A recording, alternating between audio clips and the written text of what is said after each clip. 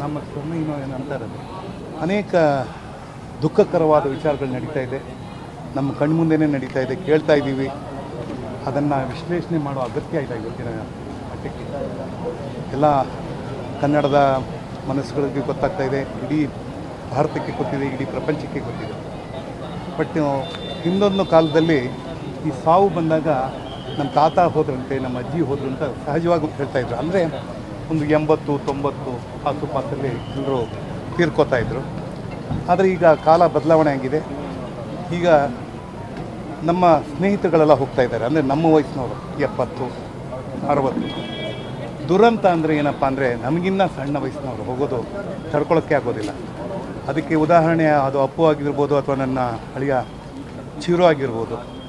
ಇವತ್ತೇನಪ್ಪ ಅಂದರೆ ಕನ್ನಡತಿ ಅಪರ್ಣ, ಕನ್ನಡತಿ, ಅಪ್ಪಟ ಕನ್ನಡತಿಯವಳು, ಪರಿಶುದ್ಧವಾದ ಕನ್ನಡವನ್ನು ಮಾತಾಡ್ತಾಯಿದ್ಲು. ಅವಳಿಗೆ ಸುಸಂಸ್ಕೃತೆ, ಒಳ್ಳೆಯವಳು.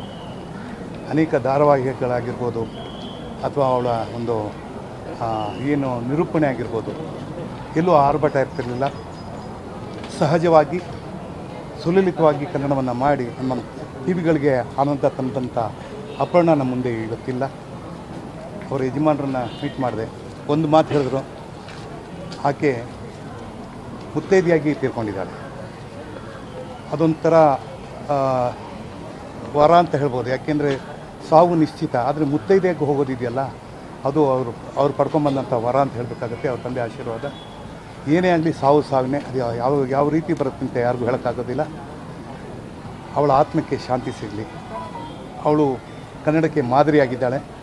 ಆ ಮಾದರಿ ಎಲ್ರಿಗೂ ಸಿಗಲಿ ಅಂತ ಒಂದು ಕನ್ನಡಕ್ಕೆ ನಮಗೆ ಬೇಕಾಗಿದೆ. ಇವತ್ತು ಕನ್ನಡ ಚಿತ್ರರಂಗಕ್ಕೆ ಮಾತ್ರ ಅಲ್ಲ, ಕನ್ನಡ ಸಾಂಸ್ಕೃತಿಕ ಲೋಕಕ್ಕೆ ಇಂತಹ ಒಂದು ವ್ಯಕ್ತಿ ಅಂದರೆ ನಿರೂಪಕಿಯಾಗಿರ್ಬೋದು, ನಟಿಯಾಗಿರ್ಬೋದು, ಅಥವಾ ಒಂದು ಹೆಣ್ಣು ನಮಗೆ ಮಾದರಿ ಆಗಬೇಕಾಗತ್ತೆ.